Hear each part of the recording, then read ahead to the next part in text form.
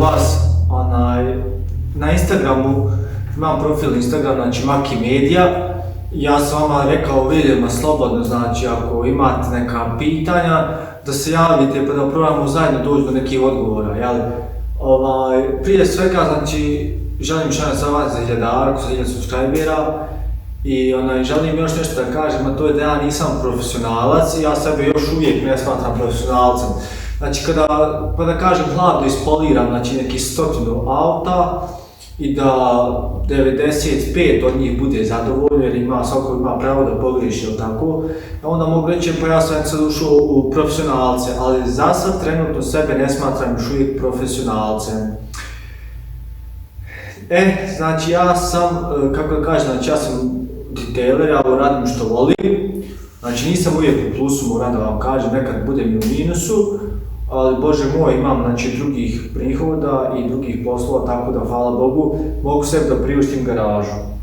Jer ovo nije moja garaža, nisam ja kupio, nažalost još uvijek ne, već samo tu iznajmljujem u garažu, plaćam mjesečno dobre pare za ovu garažu, jer ko zna imalo Švicarsko zna da je standard visok, ali sad da neću da vas sa tim dušim, nego da se mi vratimo na temu ovog videa. Znači, kao što sam rekao, imam Instagram profil i tamo se svako od vas može javiti da diskutujemo o detailingu ili nekom brandu auta ili detailing brandu ili nebitno, znači možete se tamo javiti. I par maka se javilo i meni je baš drago bilo što su se javili, znate. Tako vidim da ljudi pokazuju interesa, da imaju želju za nečim novim i tako to i želju za detailingom. I onda sam dobio par poruka u Instagramu, znači razna pitanja. Neki od tih pitanja sam ovdje prepisao na papir, mogu da vam pročitam ili da zajedno prođemo kroz ta pitanja, jel? Jer zašto sam počeo da snimam je to da se družim s ljudima, malo sam komunikativan, onda želim da upoznajem nove ljude i da dijelimo iskustva, jer ja uvijek govorim da smo zajedno jači. Upravo zbog toga ja ovdje kao neki, kako da kažem, kurs škola za detailing, jeli? Znači ovdje sam spremio sve da odgovorim sama kroz ova pitanja. Nadam se da ću pomoći odgovoriti ovim momentima što se javili, znaju oni ko su, što se javili na Instagramu, meni je drago, znači da imamo pitanja i kritike, naravno i savjete i sve dobro došlo kod mene. Ja nisam samo jedan od onih koji daj mi samo savjet, odnosno fali, diži me nebesa, ne ja ranem, svi smo ljudi krvi bez, svaki ima greške, a ima i dobra djela, razumijem, tako da ne dužim, da se mi bacimo sad ovu temu, slobodno pišite znači na Instagramu. Kao što rekao, neki momci se javili, imali su par pitanja, ja sam odgovorio i evo neki vas rekao ću snimiti video što upravo i radim i ako neko od vas ima slična pitanja, pa evo ovdje odgovoram. Znači neću da puno filozofiram, hoću da budem kratak, jasan i da vam odgovorim na ova pitanja. Znači evo jedno od pitanja je, ovdje imam 9 pitanja, evo prvo pitanje je koje pase da koristim ili koju pasu da kupim. Vidim ovako, za početnika, ja sam nedavno bio početnik, ne radim ovo dugo, ne radim ovo svaki dan, ovo mi je hobi i ljubav. Ja još uvijek istražujem i evo, iz mog iskustva sam saznao odnedavno da Angel Wax, engleski brand, škotski tačno da budem, znači Angel Wax ima navodno predobre paste, također CarPro je baš sad hype, ljudi su malo naforani na CarPro i on je malo gore sad na vrhu, bar po socijalnim medijima, mrežama, i tako da vjerujem da Angel Wax i CarPro imaju odlične paste. Ali moram da vas malo posjetim da Meguiar's pravi 119 godina se bavi detailingom. 119 godina Meguiar's pravi stvar za detailing. Ja lično, znači favoriziram Meguiar's zbog kvalitete. Imam glasnog komšiju, ima AMG, naravno volim. Uglavnom, sam htio da vam kažem, pauza, moram da imam.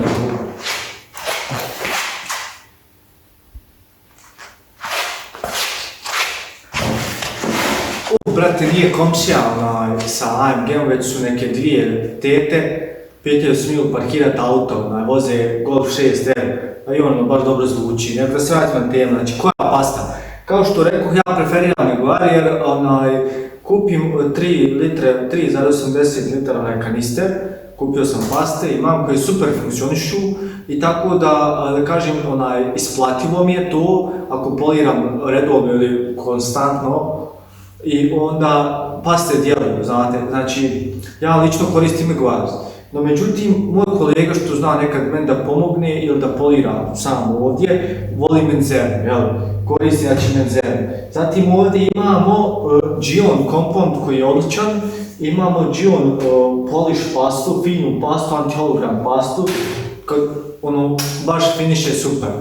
Znači sad pitanje koja pasta? Znači imate razne brendove, ja vam preporučujem da vi kupite pastu koja je vama pristupačna. Ako vam je Sonax pristupačan, kupite Sonax jer Sonax stvarno ima odlične paste. Znači probao sam par, a također zna se, znači Sonax ima dobru tradiciju i svoje stalne mušterije i Sonax stvarno paste su top. Ne sve, ali većina su dobre paste. Menzerna također, evo znači imate ovdje 400, 300, to su šlajf grube paste za cutting, za duboke grebotne. Problem kod ove Menzerne 400 je da ona više malo praši, ali radi dobar posao. I tako znači imate razne brendove koji imaju dobre paste.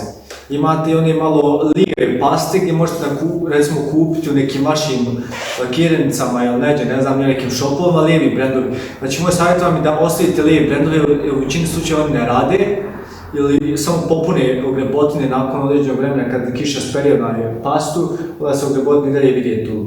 Znači moj savjet je da ne koristite lijeve marke. Znači gledajte da to bude neki brend koji je dokazan. Znači koja pasta to nek bude, znači recimo Meguiar, Menzerna, Sonax, Carco i Gion također ima dobre paste. Znači nek bude tako neka poznatija marka, onda sad kao da li da uzmem pastu za grubo ili da uzmem finu ili ultra finu ili ovo ono. Na to pitanje morate vi sami da dadete odgovor. Šta to znači? To znači, ako ste tek počeli sa poliranjem početnik, ako ste znači tek počeli i želite da vježbate na svom autu, uzmete znači grubu pastu i uzmete finu pastu. Ultra fina vas skroz fina finish vam u većini slučajeva ne treba. Sad, gruba pasta, kaže se znači gruba pasta, compound na engleskom ili schleif pasta kažu isto na njemačkom. Znači ta pasta heavy cut, znači neke paste, ovo piše heavy cut compound, znači te paste su vam baš za, ako vam je lak baš loš, ako recimo nije nikad poliran ili star lak i dosta izgreban, ako ima dosta grebotina i duboki, onda kupite malo da kažem jače paste. Problem kod tih jačih pasti, malo više praše nego ove fine, ultra fine. I drugi problem je što te paste, ne sve, ali neke od tih grubih pasti da kažem, ne ostavljaju dobar finish. Znači treba vam druga pasta koja radi dobar finish. Osim ako niste uzeli jednu pastu koja ima dobar cut, znači da dobro skida i da ima dobar finish.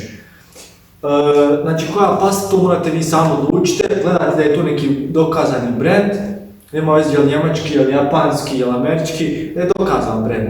I onda da li ćete uzeti grubu ili finu i to morate vi da odlučiti. Znači da li ćete auto raditi 2 koraka, sa grubom da skinjete što više, pa onda sa finom izvučete na dobar finish, ili ćete neku, da kažem, medium pasta, znači srednja pasta, da vam malo skinje, a ostavi dobar finish, ali ne skida puno. To morate vi odlučiti. Znači ja sam pomogao u pitanju koja pasta, znači dokazan brand, da li uzmate grubu i finu, moj savjet je da, neka možete trebati samo fina, nekad gruba, ultra fina, znači ja ne koristim nikad, ne treba mi, znači zato najbolje kupiti neku baš grubu, što dosta skida, i da kupiti neku srednju što ima dobar finish, znači da malo skida, ali ima baš dobar finish. Evo recimo Gion Polish ima ekstremno dobar finish. Drugo pitanje, i jako važno pitanje koje sam dobio u inbox, je koji pedal ili spuž da koristimo. Ogromna tema, huge. Znači, pedal i spužve imate razne brendove, znači Menzerna ima svoje pedove, jel? Gion ima svoje pedove. Jedan fun fact za Gion, Gion je korejski brand bratski ili sestrinski brand od CarPro, produkti su jako slični. Uglavnom što se tiče Giona, spužve im se pravi u Njemačku, što znači da je možda Sonax ili Menzerna ili Flex ili neko im pravi spužve, ali spužve se pravi u Njemačkoj. I nisu loše, stvarno ok su spužve, ne možeš čovjek ništa kaže, dobro što imaju rupu, jer se mašina zagrijala, jel, da se hladi. Znači ima Gion spužve, ovo je no name spužva, zatim Lake Country, jedan od jako poznatih brendova američkih, stvarno oni su doktor za spužve, ali su skupi, imaju oni, znači, i sad vidite sad ovo.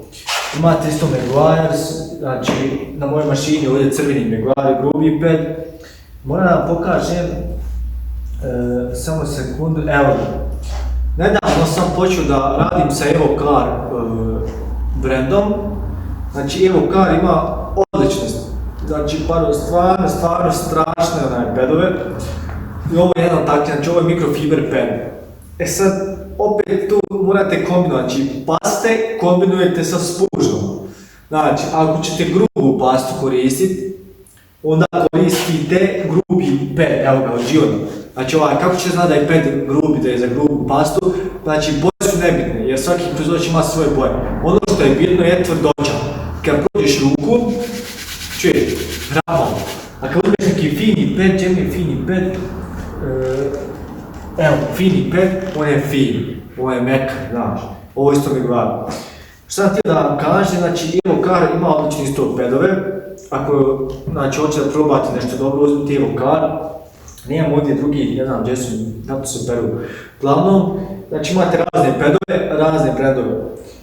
Većina su dobri, nisu svi dobri, moram da kažem, Swissox nije ok, Rupes je ok, ono posluži stvarno, Flex tu i tamo, Menzerna ok, Meguiar su top stvarno, znači top pedovi, Evocar sam probao je top, Gion isto ima stvarno ok pedove. Što sam htio da vam pokažem, da evo vidite, mikrofiber. Ovo je jako zanimljiva tema, vidiš od Meguiar mikrofiber, on nema rupu, ovo je Meguiar mikrofiber, ovo je od Evocar mikrofiber, odličan stvarno ped, i ovo je od Lake Country mikrofiber ped. Vidite sad ovo, znači ovo su grube spužve, ovo je gruba od Rupesa, ovo je gruba od Menzerne i ovo je gruba od Meguiar. Sve one su puno deblje od ovih. Šta to znači? To znači da se manje snage i energije prenosi kroz ped. Znači, što vam je tanji ped, to više snage prenosite, jel? I znači, pošto oni, većina mikrofiber pedovi su tanke, znači stvarno dobro skidaju, ali jedan plus kod mikrofiber spužve je što ima dobar finish, što nije uvijek slučaj sa grubim pedovima. Zato ja preporučujem svakom od vas, znači kada pita znači koji pedovi, znači za grube paste idu grubi pedovi, to kombinujete. Za finish, znači za srednju pastu medium pedovi, evo recimo medium od Meguiarsa, medium od Giona, medium od Menzerne, znači ovo su srednje. One su, nisu skroz mekane, fine, nisu skroz to nego su srednje. One skidaju ok i imaju dobar finish. Imate ne skroz ultra fini, znači ove mekani ultra fini neki pedovi, što su baš za ultra fine paste i skroz finish koji nikada ne radim, imam odlične rezultate i zadovoljne mušterije. Znači, grube pedove kombinujete sa grubim pastama, znači to je da kažem prvi korak ako imate baš loš lak, da skinete što više ogrepotina i defekata s vašeg laka. Drugi korak za finish radite, znači medium, mekane, srednje pedove sa srednjom, znači spužom. Evo recimo ove sve tri peda, znači oni su fini, srednji, ja kombinujem recimo sa Gion Polish. Znači ako sam odradio auto sa Meguiar Evo Compound i Meguiar ped grubom, auto sam skinuo stvarno dostaogrebotina, ali finishno nije još kako treba da bude, onda preletim auto s jednom od ovih spužva i Gion Polish. Tako ga radim, znači koji pedovi, pa vi kombinujete. Ako imate grubu pastu, ako vam je loši auto, uzmete grubi ped, znači da je malo tvrđi. Znači oni su više za skijam, a kad hoćete dobar finish, tražite ili mikrofiber mikrofiber ped, poput ovog Devokar, ili znači neki srednji ovako fini ped koji sam vam pokazao. Eto, nadam da je samo jednostavno, znači medium pasta kombinat sa medium pedom, grube pasta sa grubim pedom. Ultra fin ja imam, ali nikad ne koristim, znači ni pasta ni spur, ne trebam. Jer poslije drugog koraka, poslije drugog, znači drugi step, kada odradim ja auto top, onda ide zaštita. Treće pitanje, proces poliranja. Na ovom kanalu imate dole 3 videa. Znači prvi je ima šta je poliranje, priprema vozila za poliranje i kako se polira. Eto, ja vas zamolim ako niste pogledali, pogledajte ta 3 videa ili jedan od ta 3 videa. Znači proces poliranja će vam biti jednostavniji u dijelu kako se polira. Ali ja ću vam još opet pokazati. Kratko na brzinu. Znači, ako ste se odlučili znači za poliranje, imate mašinu i recimo uzmete pastu. Sad ako vam je ped ili spužva novo, vama treba malo više paste, prvi put, drugi korak tačkica. Pošto meni ped nije nov, znači ja, ali nekad nemoj zaboraviti uvijek dobro, vidim dobro promučkaj, baš promučkaj, i ja kanim, znači jedno 6 tačkica, 1, 2, 3, 4, 5, 6, 6 tačkica kanim, kad to odradim, onda fino podijelim, znači svoju pastu što sam nanio, kad sam podijelio, znači, dobro, meni je auto i poliran, znači će neću polirati, nek da vam pokažem. Kad sam podijelio to, razmažeš sa kecom, podijeliš pastu, ugasiš, onda imaš sve brzinu. Sad, znači trik je u tome, ako hoćete skiniti što više ogrevotina, idete na veće brzine lobrta, recimo 5, 5,5 ja radim kad baš auto u lošem stanju, a za finish radim sa 4 do 4,5, neka 3,5, zavisi od auta. Znači medium pasta i 4 lobrta, a kad idem grubo pastu ide 5, 5,5 lobrta da skidam ogrebotinu. Eto, nadam sam vam pomogao, znači tako se radi. Znači, proces poliranja, da. Proces poliranja je taj što radite, znači, radite ovako, horizontalno, onda idete vertikalno i pređete 2 puta, kad ste prešli 2 puta, gasiš mašinu, ostavljaš mašinu, uzmeš finu mikrofiber krpu, poput ovo isto je Devokar krpa odlična, obrišeš fino, znači, pastu, što je ostala, obrišiš, ako ima još optimazu, uzmeš prep, našpricaš, obrišiš, uzmeš fino svjetlo i pogledaš stanje ovako. I vidiš, aha, onda kažeš ja jesam zadovoljan ili ja nisam zadovoljan, prijeću još jednom ili neću prijeći. Znači ima isto to sljedeće pitanje, znači proces poliranja sam vam pokazao, idete znači horizontalno, idete vertikalno, 2 puta pređete i radite kao S, znači pređete cak, cak, cak i opet gore, dole, opet cak, cak, cak, gore, dole, obrišete krpom. Sad sljedeće pitanje, znači pitanje broj 4, da li treba više prijelaza? Pa znači to zavisi od vas, od stanja auta i od onoga koliko je mušterija platila. Ako je lak baš loš, onda fino, i ako ti nije zadovoljan nakon, znači, evo recimo ja poliram, aha, ja uzmem svjetlo, fino, nije još dok priđeš jednom. Onda znači ti sam odlučuješ koliko puta ćeš da prelaziš.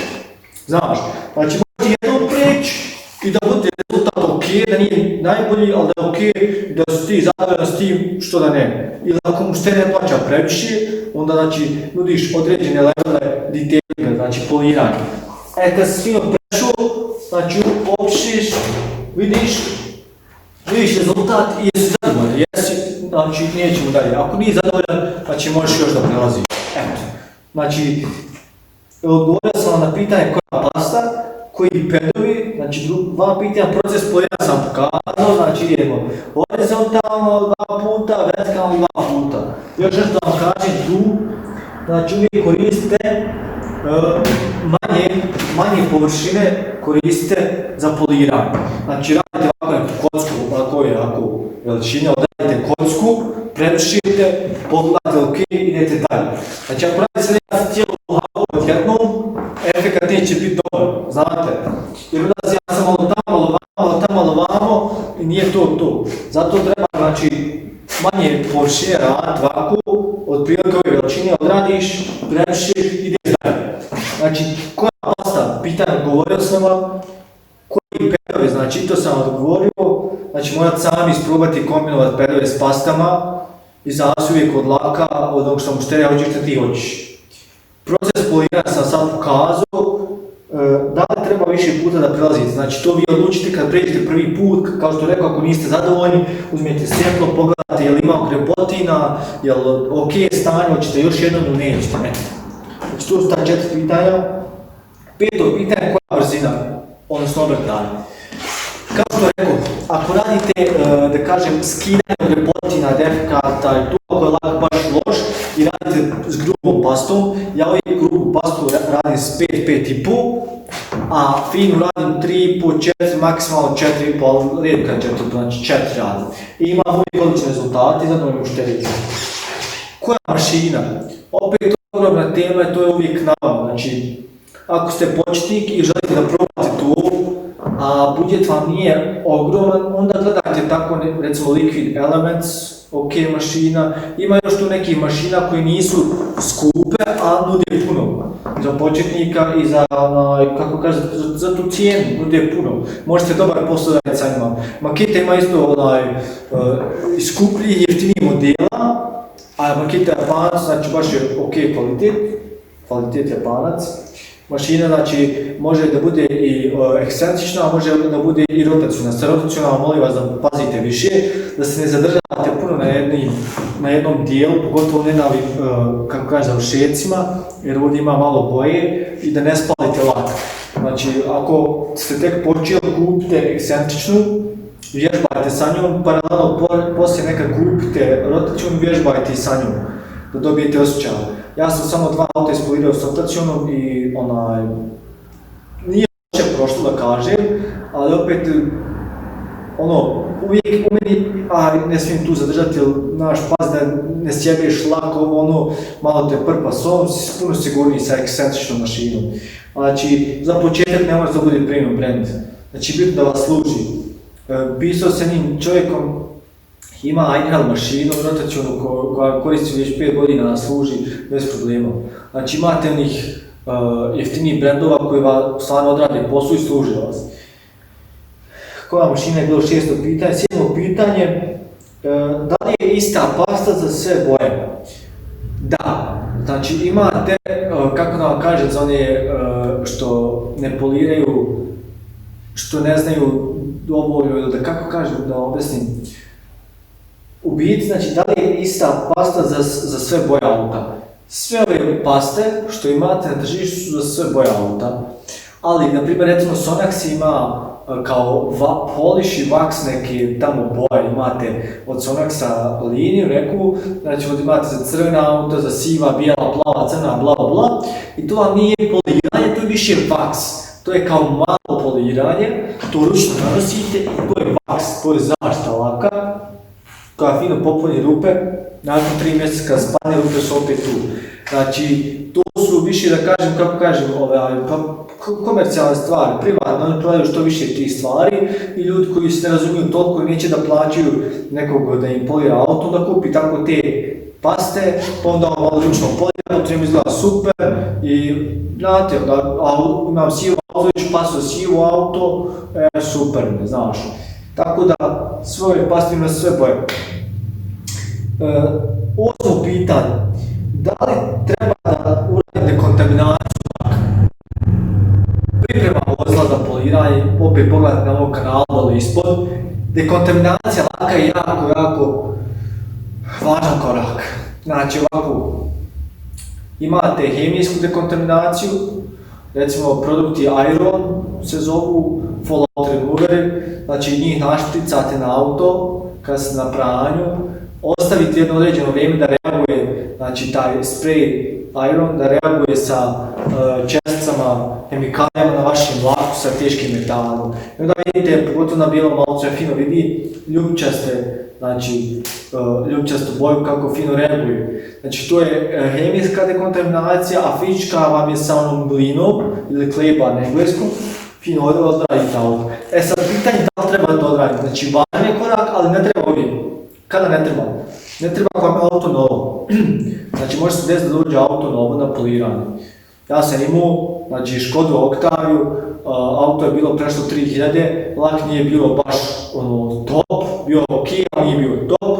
Mušterija je željela znači, da baš ima dobar sjaj, dubog sjaj, da baš izgleda baš. Ja sam rekao nije problem, dođi uračimo. Kad sam ja vidio auto novo, da je prešlo samo 3000, onda sam rukom, znači fino, vidim lak je ok, nježan, pogledam nema niđe da kažem, flogrošt, neki hrđe ili nek, i onda sam odlučio da ne uradim kontaminaciju. Ali ako vam dođe auto koje nije nikad polirano, koje ima 20 godina, da kažem, starosti, ili ima 200.000 km ili 100-150 km, znači što samo više vozi, ima veću šansu da pokupi razne, znači, prljače na svoj lak, pogotovo ako ljudi ne peru auto redom, da se taj fino zalijepi za lak, onda poslije lak vam je grub. I tako da ako vam dolaze starija auta, ako vam dolaze auto s punom kilometražom, treba dekontaminacija laka. Ako imate novo auto, ne treba. Eto. Da li treba zaštititi plastike i gume? Obavezno. Znači, imate razne trake, uzmijete fino trake, zaštitite plastike, zaštitite znači, kod kederove gume ovdje, sve zaštitite tu, jer šta vam se može desiti? Zašto ću ja zaštititi tu? Oblijepite, znači da kada prilikom poliranja, da evo recimo poliram ovdje, sad moja spuža ako zakači plastiku, postoji šansa da ostavi flek koji nećete moći obrisati s kim. I da gubi na plastici. Zato treba svako od vas, od nas, da zaštiti znači, gume, plastike vanjske na autu prilikom poliranja. Znači, zaštitiš da ne bi poslije morao plaćati lakiranje ili zamjenu te iste plastike ili gume. Znači, većina, kako da kažem, finih pasti se može skinuti sa plastike i gume i medium pasti. Ali grube paste nećete moći skinuti. Znači, ako imate grubu pastu, fertik. Znači, to vam je baš zajebano. Eto, znači, to je bilo 9 pitanja koje sam ja dobio u inbox od raznih ljudi. Koja pasta? Odgovoreno. Koji pedovi? Odgovoreno. Proces poliranja? Odgovoreno. Da li treba više puta da prelazim auto? Odgovoreno. Peto, koja brzina? Odgovoreno. Obrtaj. Koja mašina? Odgovoreno. Je li ista pasta za sve boje auta? Odgovoreno. Da li treba dekontaminacija laka? Odgovoreno, znači zavisnosti od auta. Ako je auto znači, puno vožen, ako je auto stariji, treba vam, znači sigurno. I da li treba zaštititi, oblijepiti plastike i gume? Odgovoreno. Znači, dragi moje, hvala na gledanju.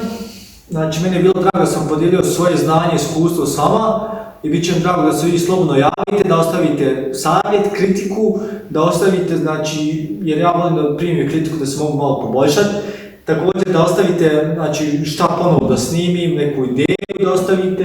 I ako imate pitanje vezano za neki brand, ja isto radim u online shopu, onaj koji ima ogroman asortiment, znači ponudu detailing produkata, tako da mogu da uzmem uvijek neki produkt, da testiram ili da vama objasnim. Znači ako vas zanima neke paste, neki sprejevi, neke zaštite, pišite mi na YouTube ili na Instagram i ja ću da snimim video da odgovorim to.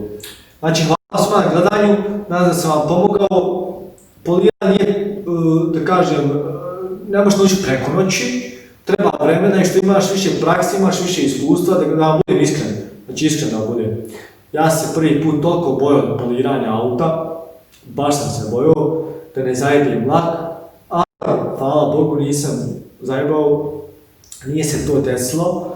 I znači, tako da nemojte se ni vi bojati ili bojite se malo, ali proći to jer kada pođeš da poliraš, i dobiješ malo osjećaja i onda vremenom valjda čovjek uči i dobiva iskustva i onda već malo je lakše. A svaki početak je težak, tako da ja mogu vas da razumijem ako vas malo strah, i mene je bilo strah. Znači straha ja sam se prebacio na ekscentričnu mašinu, dual action mašinu kako se zove na engleskom. Zašto? Zato što odradim fenomenalan posao sa njom, jer imam dobre spužve, one su veoma bitne, imam dobre paste koje su također bitne. I dobra mašina koja odlično radi posao. Znači rijetko kada koristim rotacijonu, skoro da mi ne treba. Eto. Hvala na gledanju još jednom, pretplatite se na kanal ako već niste.